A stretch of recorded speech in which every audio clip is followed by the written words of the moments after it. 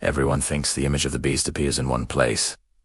Revelation, a future system, a coming ruler, a global demand for worship.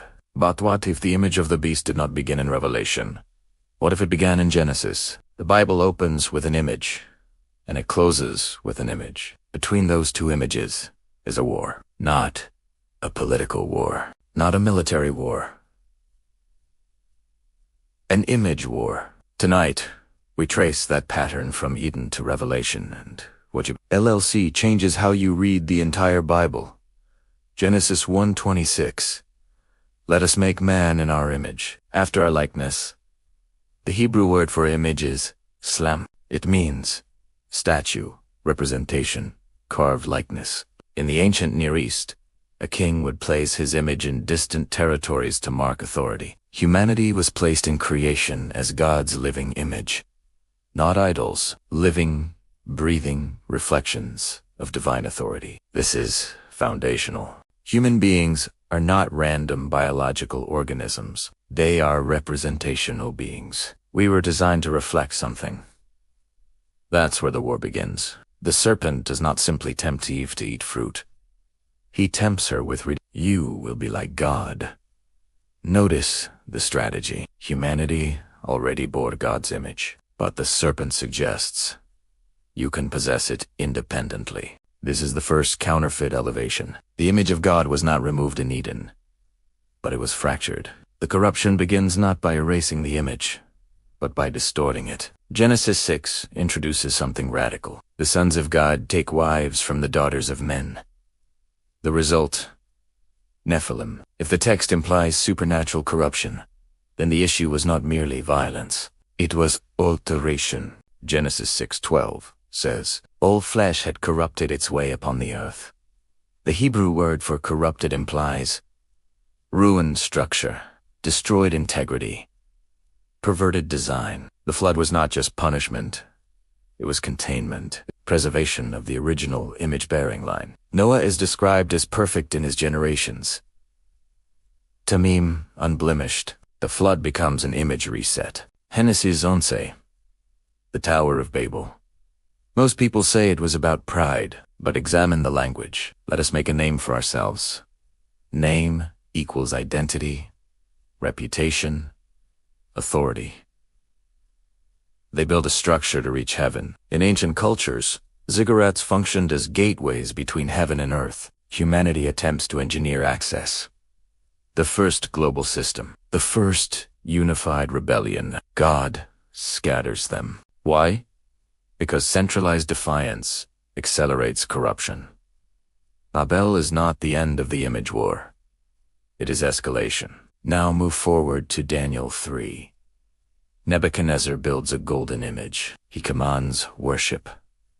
Refusal means death. This is the clearest Old Testament prototype of Revelation 13. An image, centralized authority, compulsory worship, threat of execution. The pattern is intensifying. Genesis establishes the image. Daniel previews the counterfeit. Revelation completes it. Revelation 13 describes the beast. Then something specific. They were told to make an image to the beast, and it was given breath. This is extraordinary. Breath. In Genesis, God breathes life into Adam.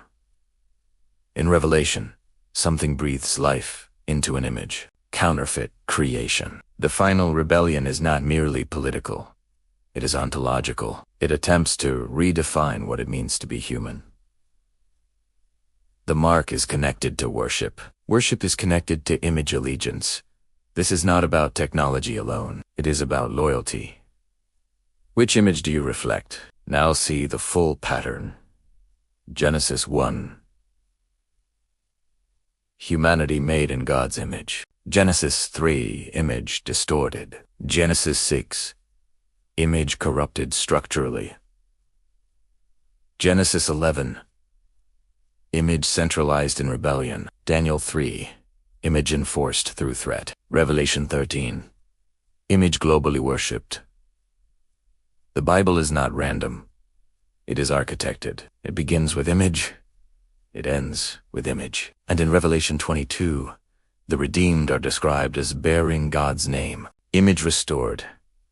The war concludes where it began. The modern world is obsessed with image, digital image, self-image, identity reconstruction, technological augmentation. We live in an era where humanity experiments with redefining its own structure. In Genesis 6, boundaries were crossed. In Babel, unity was weaponized. In Revelation, allegiance becomes visible.